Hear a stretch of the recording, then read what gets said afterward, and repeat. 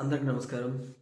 నా channel first time మీ దగ్గరికి వస్తే కనుక సబ్స్క్రైబ్ చేసుకోండి, లైక్ చేయండి, షేర్ చేయండి.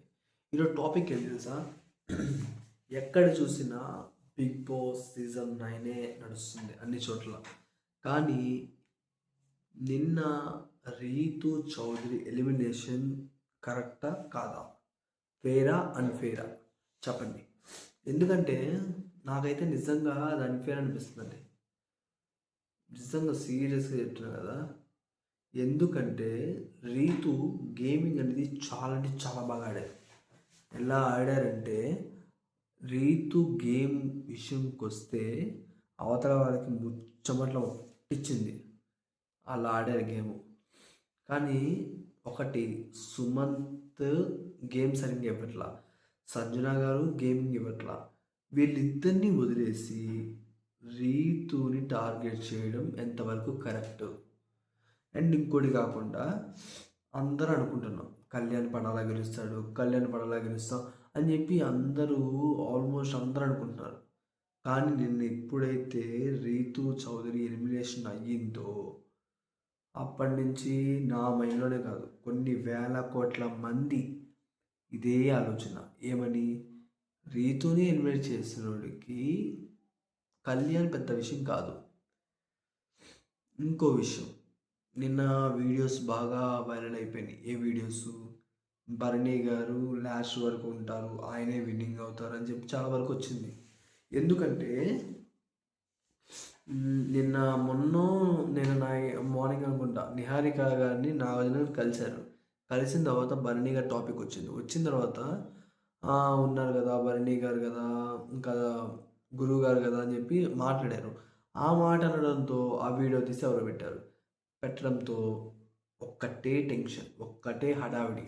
లాస్ట్ వరకు భరణి గారిని ఉంచుతారు, ఆయన్ని ఫైనలిస్ట్ చేస్తారు అని. ఇంకా అదే కాకుండా ప్రతి ఒక్కరికి రెమ్యునరేషన్ మళ్ళీ ఎక్కువే. మేబీ దగ్గరగా 40 lakhs 50 lakhs అందరికి ఉన్నాయి.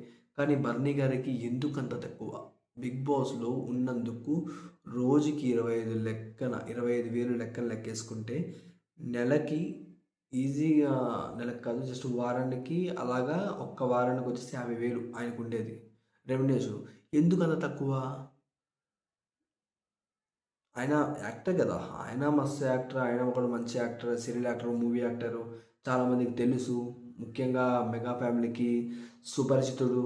అయినా సరే ఎందుకంత తక్కువ? దీనికి ఒక కారణం. ఎందుకంటే ఇప్పుడు రికమెండేషన్ ఇచ్చి లాస్ట్లో గెలిచినాక అవార్డు అమౌంట్ ఇచ్చి అందుకంత తక్కువ ఇచ్చారని నా అభిప్రాయం సీరియస్గా.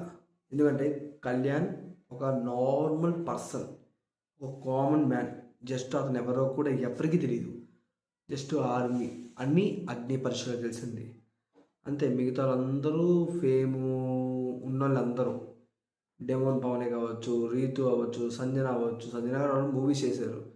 అంతకుముందు సంజన గారు అయితే బాలీవుడ్లో ఉన్న బిగ్ బాస్కి కూడా వెళ్ళారు. ఇంతమంది యాక్టర్స్, ఇంతకన్నా భరణి గారిని పోలిస్తే అక్కడ ఉంటారు. అయినా సరే ఆయనకి అంత తక్కువ ఎందుకు? నిజంగా పబ్లిక్ అనుకున్నట్టే కళ్యాణ్ని పక్కన పెట్టి, తనుజ గారిని పక్కన పెట్టి భరణి గారిని గెలిపిస్తారా? అవ్వచ్చా? నేనైతే నేనైతే నా మైండ్లో సైలెంట్ అదే ఉంది. భరణి గారు గెలిపిస్తారేమో, భరణి గారు లాస్ట్ వరకు ఉండి గెలుస్తారేమో అని చెప్పి అనుకుంటున్నా. అది కరెక్టా కాదా నాకైతే అసలుకి డౌట్ అది పిచ్చి పిచ్చిగా చేస్తుంది. మీకు వస్తుందా సీరియస్గా? ఒకవేళ మీకు కూడా అదే డౌట్ వస్తే మాత్రం తప్పకుండా కామెంట్ అది చేయండి. ఎందుకంటే నేను మాట్లాడుతుంది భవిష్యత్తు గురించి. ఎవరి భవిష్యత్తు? బిగ్ బాస్లో ఉన్న భవిష్యత్తు. రీతు అంత డైనమిక్గా ఆడి లాస్ట్ వరకు ఫటాఫట్ 13 వారాలు ఉండి గెలుచుకొని వచ్చింది. కానీ చివరికి రీతుని ఎలిమినేట్ చేస్తారు. ఇది కరెక్ట్ కాదు కదా. సో అందుకే చెప్తున్నా, మీరు సరిగ్గా కామెంట్ చేయండి. ఎవరు గెలుస్తారో, ఎవరిది ఉందో అని చెప్పి కామెంట్ చేయండి. మిగతా సంగతి మనం చూసుకుందాం, ఓకేనా? ఇంతకు ఎవరు కామెంట్ చేస్తారో కూడా పెట్టండి. ఇంకా నా వీడియో మీకు ఫస్ట్ టైం వస్తే సబ్స్క్రైబ్ చేసుకోండి, అందరికీ షేర్ చేయండి నా వీడియోస్ అనేవి. ఓకేనా? ఎందుకంటే పబ్లిక్ న్యూస్ అనేది చాలా చాలా చాలా చాలా చాలా వాల్యుబుల్. ఎందుకంటే నా గురించి ఆలోచించుకోవట్లా, పబ్లిక్ గురించి ఆలోచిస్తున్నా. అది ఓకేనా? ఇంకా ఏమైనా తప్పుగా మాట్లాడితే క్షమించండి. నేను మాట్లాడింది కరెక్ట్ అనుకుంటే కనుక సబ్స్క్రైబ్ చేసుకోండి, లైక్ చేయండి, షేర్ చేయండి. పక్కన ఒక గంట సింబల్ కనబడుతుంది, కొట్టేయండి. ఓకేనా? Thank you, love you, take care, bye.